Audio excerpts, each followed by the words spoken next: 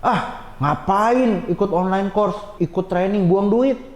Belajar dari YouTube gratis kok.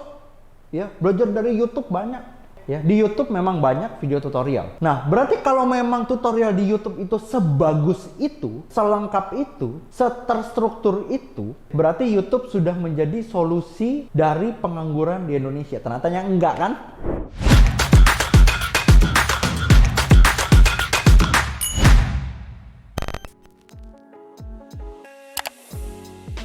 Saya gaptek, tapi bisa nggak sih belajar IT? Nah, jadi gini teman-teman ya. Jadi banyak banget yang nge-DM saya dalam beberapa minggu terakhir.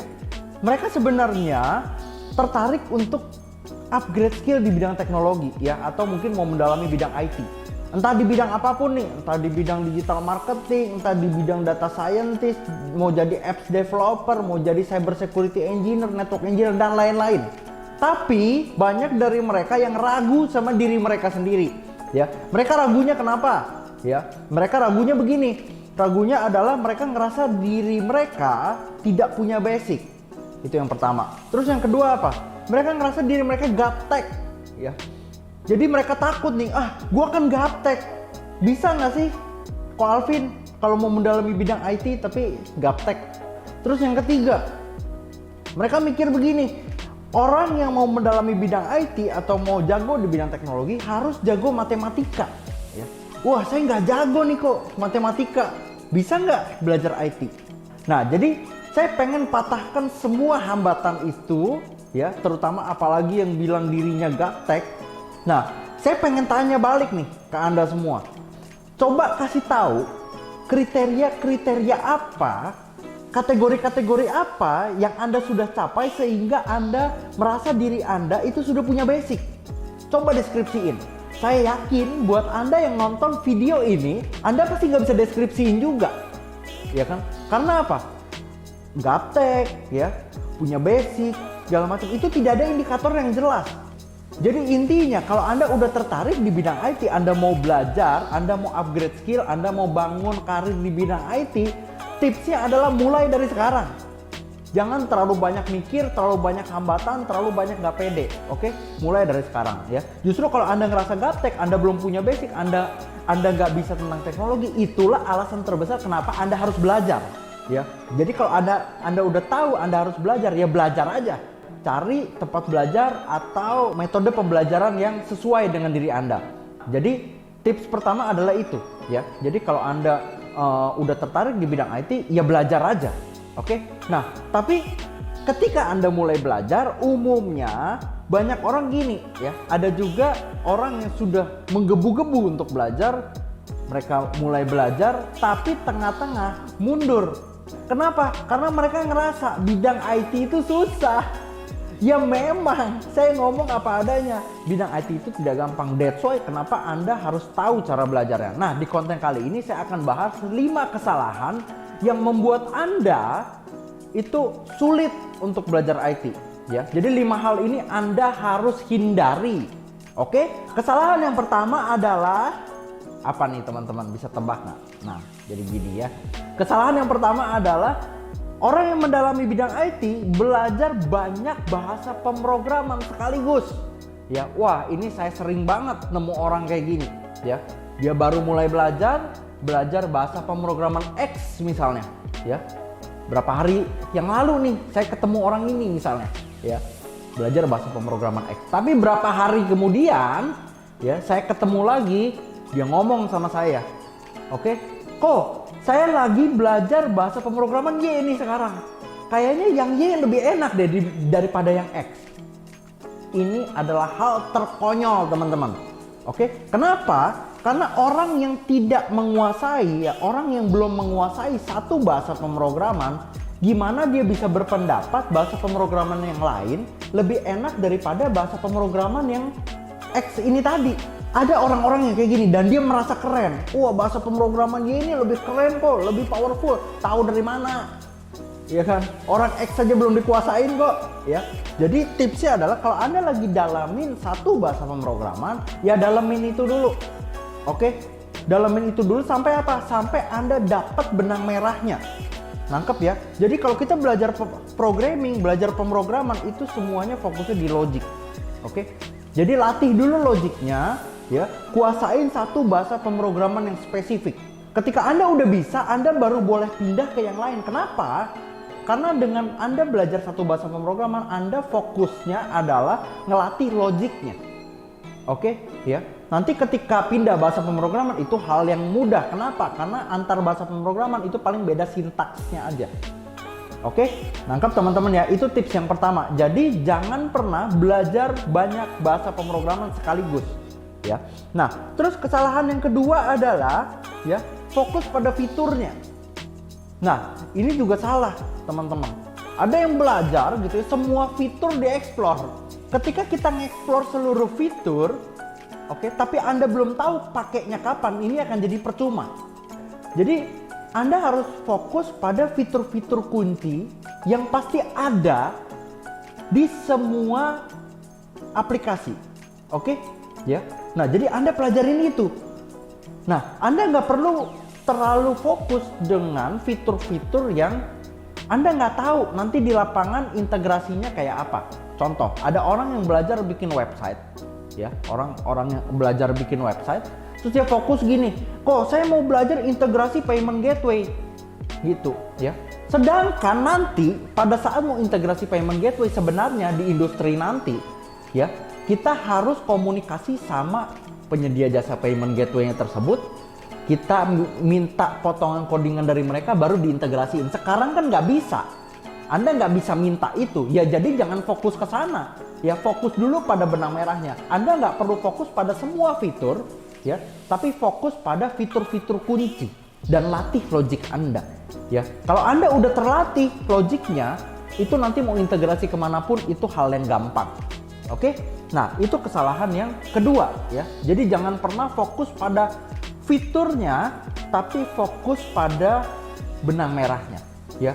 Jangan fokus pada kontennya, tapi fokus pada konteksnya, ya. Nah, kesalahan yang ketiga adalah ada yang DM saya juga begini, kok referensiin saya dong buku untuk saya belajar, oke? Buku untuk saya belajar IT. Saya ngomong jujur-jujur sama Anda, ya. Tapi ini preferensi saya, ya. Anda bisa berbeda, orang lain bisa berbeda lagi, ya. Kenapa? Karena gini, menurut saya belajar IT dari buku, apalagi untuk di fase awal, itu akan menyulitkan diri Anda sendiri. Oke? Kenapa? Kalau Anda belajar dari buku, Anda baca, ya, ngelihat potongan-potongan codingan, pasti Anda pusing sendiri. Terus apalagi? Kemungkinan besar buku itu belum tentu up to date. Jadi kalau Anda mau belajar dari buku, kadang-kadang ya yang diajarkan di situ belum tentu up to date. Terus apalagi? Kalau ngoding itu kan harus praktek ya. Kalau buku itu kan statis nih, ya. Oh, ada potongan codingan seret gitu ya, potongan codingannya panjang nih, ya. Anda nggak tahu itu bikinnya mulai dari mana. Nah, jadi saya saranin Anda jangan belajar dari buku, khususnya untuk fase awal. Oke, kalau Anda udah punya basic, Anda udah berkarir di bidang IT, ya, Anda mau belajar teknologi baru, misalnya, ya, Anda baca dari buku, it's okay, karena Anda udah punya pembekalan awalnya, ya, Anda udah punya best practice-nya, oke, terus apalagi benang merahnya Anda udah dapat. Jadi waktu Anda lihat potongan codingan, Anda udah ngerti, oh ini nih harus gua kerjain, oh ini toh fiturnya, oh gini toh cara kerjanya. Oke, ya. Jadi untuk fase awal jangan pernah belajar hanya dari buku, ya, hanya dari buku. Oke, saran saya adalah kalau Anda mau belajar di fase awal, Anda butuh mentor, ya. Terus kalau bisa Anda cari online course yang berkualitas. Oke, kenapa? Karena dengan beli online course tersebut, Anda diajarin misalnya, ya, based on video misalnya. Nah itu kan kayak diajarin, ya, Anda kayak dibimbing. Gitu. Kalau bisa cari offline course yang Anda bisa konsultasi, nanya-nanya, ya, itu juga boleh banget, ya. Jadi saran saya begitu. Oke. Nah, terus kesalahan yang keempat nih. Nah, sebelum kita masuk yang keempat, tadi yang ketiga apa? Yang ketiga adalah jangan belajar hanya dari buku. Kalau bisa cari video tutorial, ya, cari online course atau offline course yang berkualitas. Kesalahan yang keempat adalah, ya, udah belajar, ya, tapi nggak praktek. Ini konyol teman-teman. Jadi IT itu bukan kayak Anda belajar sejarah yang Anda baca masuk ke kepala, dihafalin selesai. Nggak bisa. Ya, di IT itu semua berdasarkan logik, dan logik itu harus dilatih bidang apapun. Ya, gitu loh. Jadi Anda harus praktek. Anda harus spend waktu, Anda harus siapin waktu setiap hari untuk praktek. Ya, kenapa? Karena dengan Anda praktek, Anda akan semakin terlatih nih. Terlatih apanya? Ngetiknya juga semakin cepat, sintaks-sintaksnya udah semakin familiar, ya, dan logiknya juga semakin terlatih. Oke, jadi buat Anda yang lagi belajar atau baru mau belajar bidang IT, ya, nanti ketika udah mulai belajar harus praktek. Kalau nggak praktek, amsyong teman-teman, ya, nggak akan bisa tuh.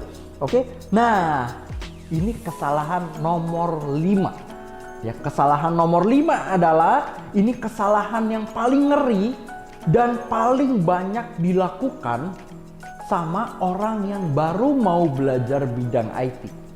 Oke, ini Anda harus hindari. Ya, ini kesalahan paling ngeri kalau saya bilang. Oke, apa itu? Kesalahannya adalah punya mental gratisan. Oke, punya mental gratisan. Nah, ini ngeri teman-teman. Jadi Anda harus basmi mental gratisan di hidup Anda. Saya kasih contoh. Ya, Anda udah lihat nih, ada online course bagus, ya. Oh, ada training offline, ya, training offline-nya bagus, berkualitas. Terus Anda bilang begini, ya, ngapain ikut online course, ikut training, buang duit, belajar dari YouTube gratis kok, ya, belajar dari YouTube banyak. Oke, nah, sebelum saya bahas lebih lanjut, saya mau tanya balik sama Anda. Ya, di YouTube memang banyak video tutorial. Setuju ya? Oke.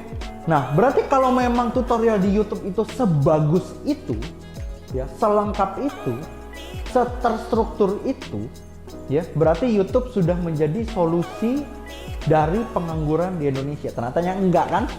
Banyak juga kan orang yang masih nganggur. Bener ya? Oke. Nah, jadi Anda jangan punya mental gratisan. Oke. Kenapa Anda perlu spend sesuatu, ya, oke, investasi untuk ikut online course, untuk ikut training offline, ya, karena ya lembaga yang menyediakan training offline, training online tersebut sudah menjamin nih, menjamin apa? Jadi modul yang dibangun, ya, itu udah terstruktur banget, ya. Jadi kalau Anda ikutin itu semua, pasti Anda dituntun step by step kayak anak kecil belajar jalan. Enak nggak? Ya enak lah. Gitu loh. Terus apa lagi? Ya, lembaga tersebut pasti sudah siapin mentor-mentor terbaik. Mentor-mentor terbaik. Jadi Anda bisa konsultasi, ya. Dan yang dibagikan mungkin yang memang langsung real dipakai di dunia pekerjaan. Jadi Anda bisa akselerasi proses belajar Anda. Kalau dengan yang modul-modul gratisan, biasanya kesulitannya adalah materinya nggak terstruktur, ya. Terus kalau Anda bingung, Anda nggak tahu harus tanya sama siapa. Terus antar modul dengan modul lain nggak nyambung. Jadi kurang lebih begitu. Jadi Anda harus buang mental gratisan di diri Anda, dan Anda harus tahu kalau Anda mau dapetin sesuatu yang berkualitas, Anda perlu bayar harga. Dan saya mau kasih tahu lagi, itu semua akan sebanding ketika Anda punya karir yang menjanjikan dan dapatkan penghasilan puluhan juta rupiah per bulan. Apa yang Anda spend hari ini itu nggak akan ada artinya kalau dibayarkan dengan, ya, karir Anda yang menjanjikan dalam 10 bahkan 20 tahun ke depan. Oke, nah jadi itu 5 kesalahannya. Pesan saya satu nih, ya, pesan saya satu. Buat Anda yang mau belajar, gak usah ragu dengan kapasitas diri Anda, karena saya punya prinsip begini, ya, bukan seberapa bagus Anda sekarang, tapi seberapa bagus Anda ingin menjadi. Jadi nggak peduli, ya, Anda gaptek, Anda nggak punya basic atau apapun, kalau Anda mulai dari sekarang, Anda tekun, ikutin tips-tips dari saya dan hindari 5 kesalahan tadi, pasti Anda 10 bahkan 20 tahun ke depan Anda akan jadi orang. Oke, tapi masalahnya Anda berani mulai atau enggak. Oke, nah, dan kalau Anda butuh untuk bimbingan, Anda harus cari, ya, tempat belajar yang berkualitas. Oke, nah, sekian dari saya yakin Anda yang nonton video ini, Anda udah tahu kok, ya, udah tahu gimana sih cara pilih tempat kursus IT yang berkualitas, baik online maupun offline. Saya udah pernah bagiin caranya, gitu ya. Jadi Anda tinggal pilih aja, dan Anda harus upgrade skill sekarang juga karena ini menentukan masa depan Anda ke depan. Terakhir, jangan lupa like, comment, subscribe, dan nyalakan lonceng notifikasinya supaya Anda dapat update-update terbaru seputar dunia IT. Dan tentunya memudahkan Anda ketika Anda mau belajar di bidang IT. Nah, Anda boleh juga loh komen di kolom komentar kalau Anda merasa Anda udah mulai belajar tapi Anda ngerasa kesulitan apa sih? Dan kalau mau konsultasi sama saya juga boleh ya. Oke, sekian dari saya. See you on the next video. Bye.